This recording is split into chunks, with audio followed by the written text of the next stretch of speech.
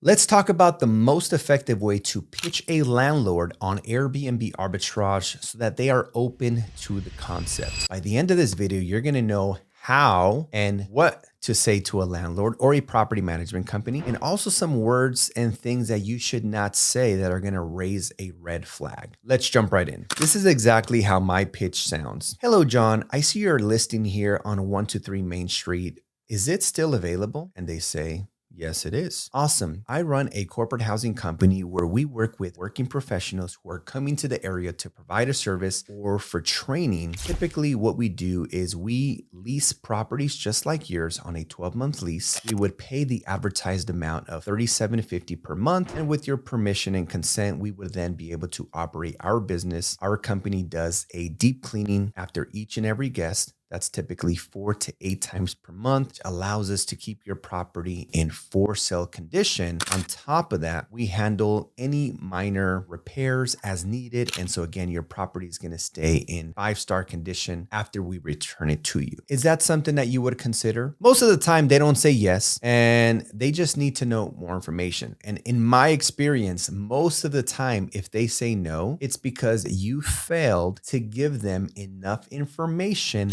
to educate them enough to understand the business model enough to say yes. So like anything, you just got to get your reps in, call more landlords. You're going to get better, wiser, smarter each and every time. You're going to know what objections to overcome or how to overcome those objections more and better each and every time. Now, it's super important that you clarify that you're going to rent the property from them and then with their permission, rent it on Airbnb. I've heard, multiple occasions, right? Because we have an Airbnb Academy where we teach our students the scripts, we give them the templates, the contracts, the scripts, the presentations, subleasing contracts, co-hosting contracts, recordings of me speaking to landlords. By the way, if you're interested, check out the links down below. And when someone is usually calling for the very first time, they're super nervous, right? It comes across as if you're going into a partnership with the landlord and their rent that they receive every month is going to fluctuate, which is very risky to them because they have no idea and no control over how the business is going to perform. So you want to make it super clear that you are going to pay them that fixed advertised fair market rent each and every month, not just on time, but 2 or 3 days early because you're going to set up the property on auto pay. You want to let them know that, if you have strong financials and a strong credit score, let them know. If you have already existing properties and you can provide references that you can provide them with upon request, that's going to help as well. Now, what you don't want to say is you don't want to say, yeah, I'm interested in your property here at 123 Main Street. I'd love to Airbnb your house. They're going to hang up on you. Why? Because over the years, there's been a few situations where there was maybe some parties at a certain Airbnb. And guess what? These landlords don't want to have parties at their property. Heck, I don't want to have parties at my properties, right? Wear and tear, take up all the parking in the street, disrupt the neighborhood. Parties are never a good situation. And so when you say the word Airbnb, they didn't hear Airbnb, they heard party.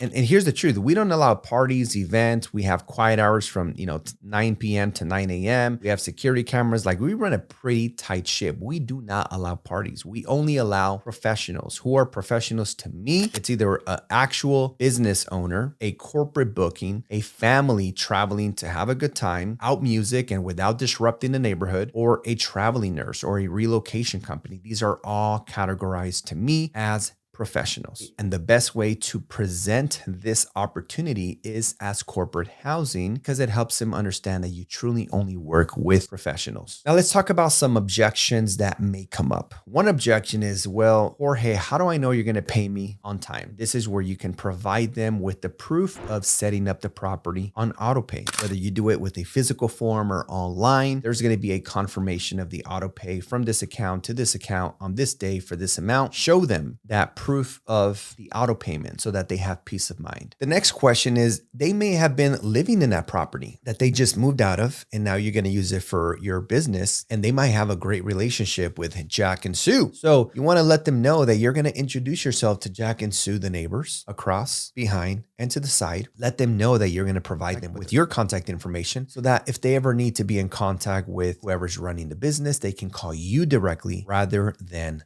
the landlord. Also, it's super important that you get 2 weeks of free rent so that you can set up your listing. Let's say today is June 1st. and you're signing a lease today on June 1st. You don't want the lease to begin June 1st. You want it to begin June 15th, because guess what? You're going to order all of your furniture and appliances from Amazon or local stores. You're going to need some time for everything to arrive and to set it up. So ideally, if you're signing the lease on June 1st, have it begin June 15th. And typically the landlords, most of them are open to giving you the keys on June 1st because you already paid the first month's rent. You already paid the deposit, prorated, right? First month because you're paying for half the month, but you're paying the full deposit up front. You already signed the lease. So most landlords are okay giving you keys. So this way you can start setting up the property, putting things inside. You're not going to go live until June 15th. So you won't start paying rent until you start making money. And that's how you can be profitable on your first month rather than the red because you were out the first 2 weeks. Another recommendation is to sign a 2 or a 3-year lease. There's a lot of benefits, but one, you're locking in the same rent without a rent increase. 2, you're giving yourself the security that you're going to have a second and a third year, because typically on a arbitrage, depending on where it is and how much you spend, it could take 6 to 9 months to make your investment back. Therefore, having that second and third year is going to give you that peace of mind that you can just keep generating that cash flow each and every month. You don't want to have to restart every 12 months with a new listing. You could have just renewed that lease. Now,